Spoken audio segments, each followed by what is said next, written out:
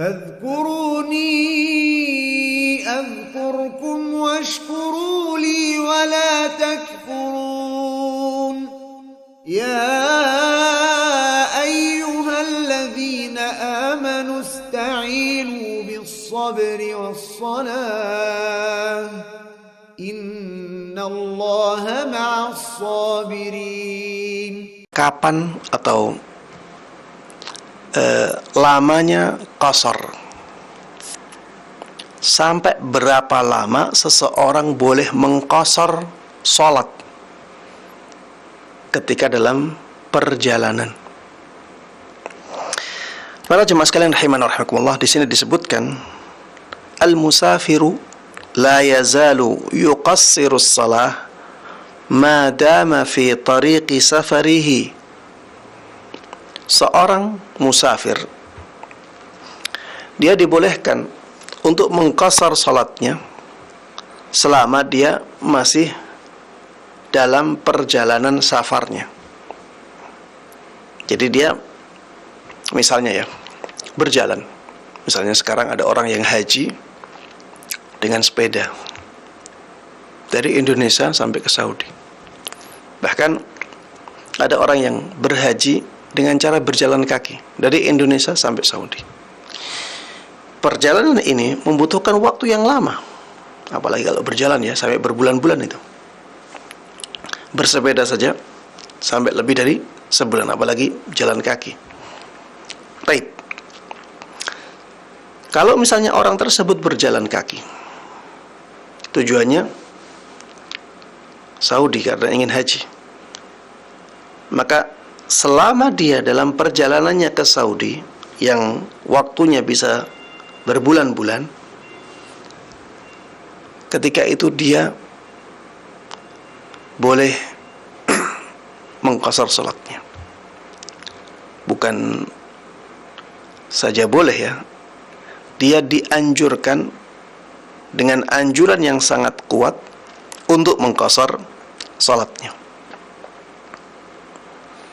walaupun sampai berbulan-bulan, karena dia masih dalam perjalanan.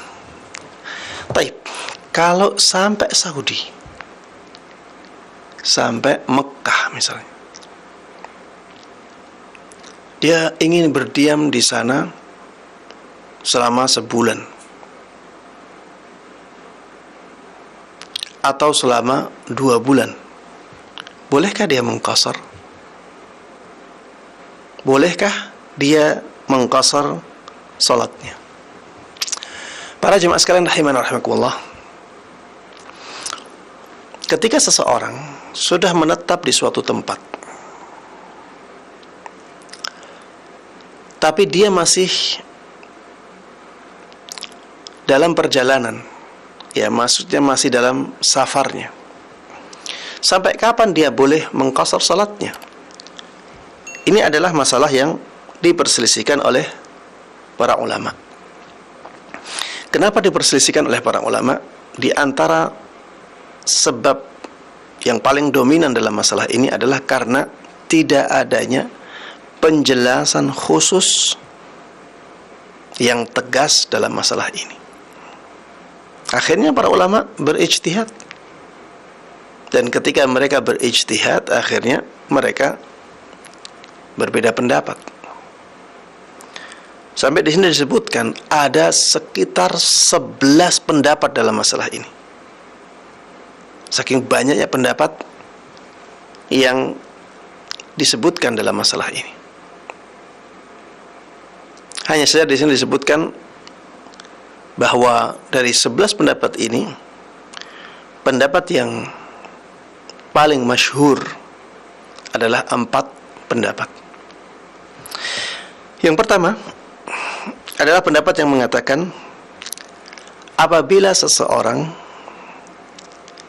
dia punya niat untuk berdiam di suatu tempat lebih dari 4 hari, maka dia tidak boleh mengqasar lagi. Ini pendapatnya mayoritas ulama. Ini pendapatnya mayoritas ulama dalam mazhab Maliki, Syafi'i, dan Hambali. Kalau seseorang sudah punya niat untuk berdiam di suatu tempat melebihi 4 hari. Melebihi 4 hari. Ya, jadi 4 hari di sini hari kedatangan dengan hari keluar tidak dihitung. Dalam mazhab Hambali mereka mengatakan pokoknya lebih dari 21, pokoknya lebih dari kalau 5 kali 4 20 ya. Intinya kalau dia berniat berdiam di suatu tempat selama 21 salat, maka dia sudah wajib menyempurnakan salatnya. Dia tidak boleh mengqasar. Karena kalau 21 itu melebihi 4 hari. Karena salat 5 kali dalam sehari. Berarti kalau 4 hari itu berarti 20. Kalau masih 20 masih boleh untuk mengqasar. Tapi kalau niatnya berdiam di suatu tempat selama 20 kali salat, 21 kali salat, maka dia tidak boleh mengqasar lagi. Karena itu melebihi 4 hari. Para jemaah sekalian rahimana wa rahimakumullah, jumhur ulama memilih pendapat ini. Mereka berdalil dengan hadis Nabi sallallahu alaihi wasallam bahwa Rasulullah sallallahu alaihi wasallam ketika haji wada, beliau sampai ke Mekah di pagi hari tanggal 4 Dzulhijjah. Kemudian beliau berdiam di sana di hari keempat, kelima, keenam, dan ketujuh. Ini 4 hari ya. Wa shalla as-subha fil yawm ats-tsani. Thumma kharaja ila Mina wa kana yuqassiru as-salah fi hadhihi al-ayyam. Wa qad azama ala iqamatiha.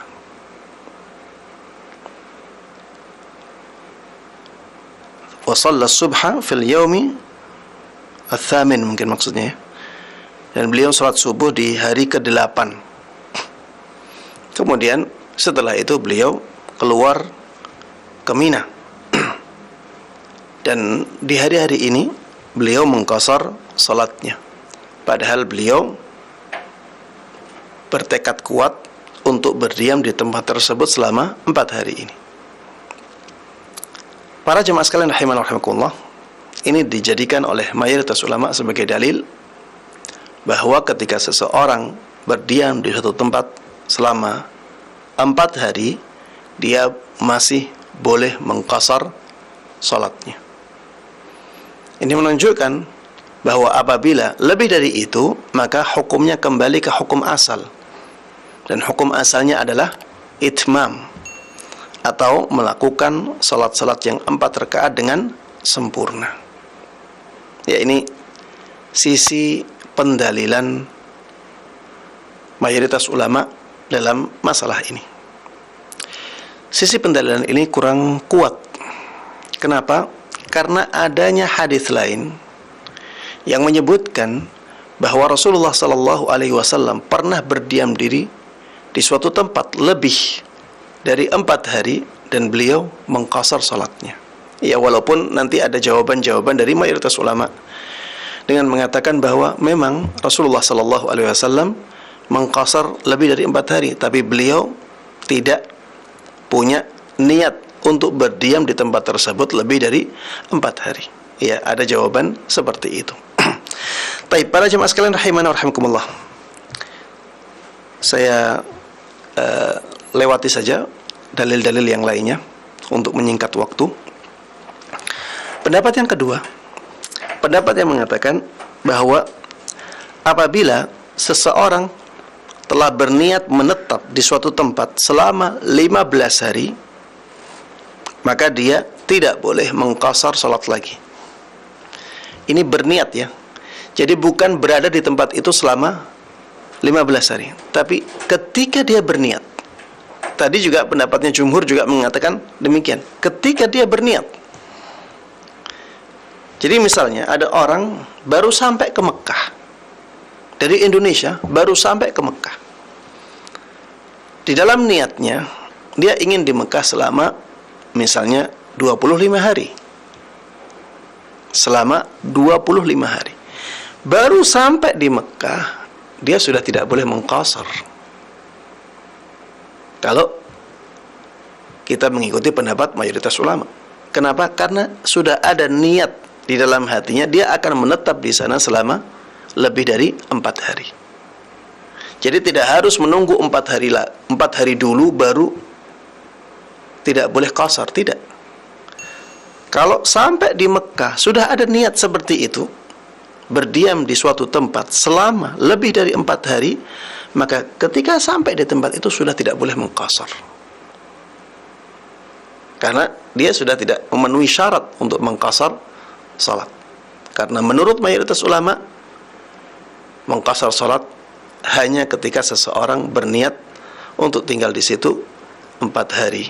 Ya, kalau lebih dari 4 hari, maka tidak memenuhi syarat untuk mengambil keringanan qasar. Pendapat yang kedua juga demikian. Kalau ada seseorang sampai ke suatu tempat dan dia punya niat tinggal di tempat itu 15 hari, maka dia tidak boleh mengqasar. Dia tidak boleh mengambil keringanan qasar. Ini pendapatnya Imam Abu Hanifah. Ini pendapatnya Al-Thawri, dan ini juga pendapat yang dipilih oleh Al-Muzani. Al-Muzani ini murid seniornya Imam Syafi'i rahimahumullahu jami'an. Baik. Apa dalil dari pendapat ini? Dalil dari pendapat ini di antaranya adalah hadis dari sahabat Ibnu Abbas radhiyallahu anhuma. Beliau mengatakan, aqama Rasulullah sallallahu alaihi wasallam bi Makkah 'am al-fath 15 yuqassiru as-salah. Aqama Rasulullah sallallahu alaihi wasallam bi Makkah 'am al-fath 15 yuqassiru as-salah. Rasulullah sallallahu alaihi wasallam pernah bermukim di Makkah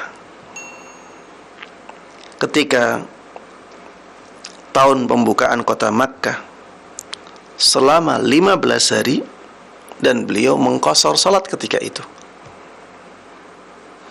Ketika Rasulullah sallallahu alaihi wasallam bermukim di Makkah 15 hari mengqasar salat, itu menunjukkan bahwa boleh mengqasar salat sampai 15 hari.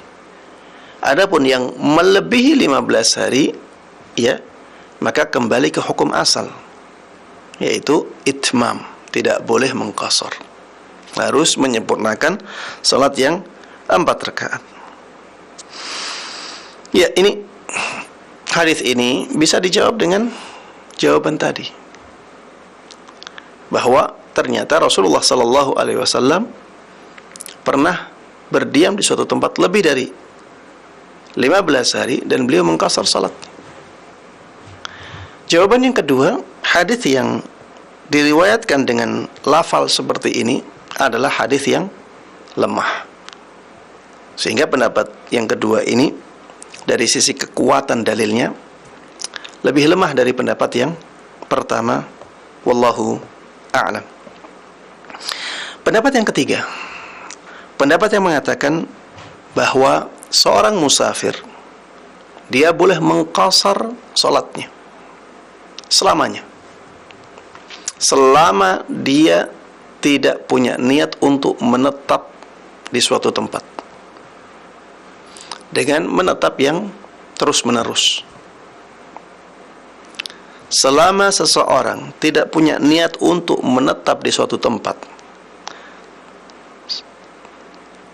dan menetapnya terus-menerus, maka dia dianggap sebagai musafir, sehingga dia boleh mengqasar salat. selama itu. Misalnya, ada orang yang melakukan perjalanan jauh ke kota Madinah.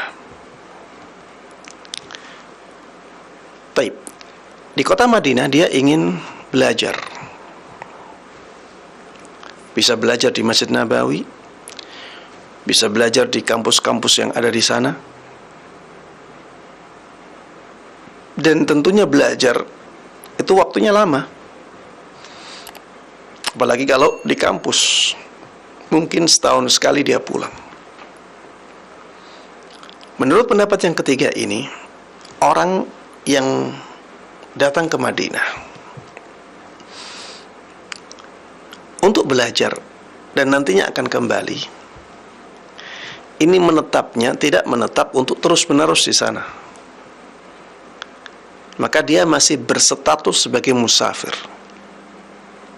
Sehingga dia dianjurkan dengan anjuran yang kuat untuk mengqasar solat-solatnya. Ya, kecuali kalau dia bermakmum dengan orang yang mukim, ya, ini masalah lain, nanti kita bahas. Tapi kalau dia solat sendiri atau solat bersama musafir yang lainnya, maka dianjurkan dengan anjuran yang sangat kuat untuk mengqasar solat-solat yang 4 rakaat. Ini pendapatnya Al-Hasan Al-Basri, ini juga pendapatnya Qatadah, ini pendapatnya Ishaq ibn Rahuya, dan pendapat ini dipilih oleh Syekhul Islam Ibn Taimiyah, dan pendapat ini juga dipilih oleh Syekh Muhammad ibn Shalih Al-Utsaimin rahimahumallahu jami'an. Apa dalil mereka? Mereka beralasan karena orang ini masih bisa disebut sebagai musafir. Masyarakat di kota Madinah kalau melihat mahasiswa, mereka menganggap mahasiswa itu musafir, karena nantinya mereka akan balik lagi ke negaranya. Ketika dia masih berstatus sebagai musafir, maka dia boleh mengambil keringanan dari safarnya. Dan di antara keringanan itu adalah bolehnya dia atau dianjurkannya dia dengan anjuran yang kuat untuk mengqasar salat-salat 4 rakaatnya. Taib.